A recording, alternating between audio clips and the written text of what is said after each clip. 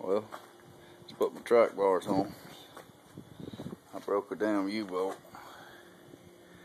so I'm gonna have to get me another U-bolt.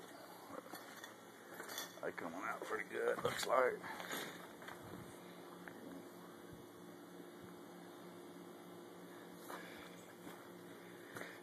Some bitches hell put on them U-bolts hell, so them some tight. You gotta have 100 foot-pounds of torque on.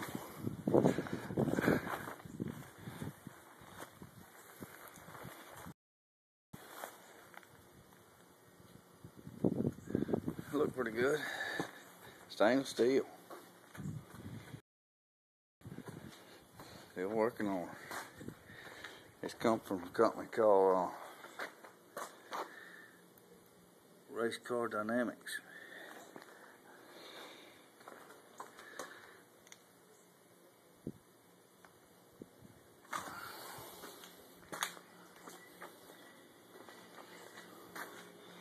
Yep. Broke the damn U-bolt. So I gotta get a new one.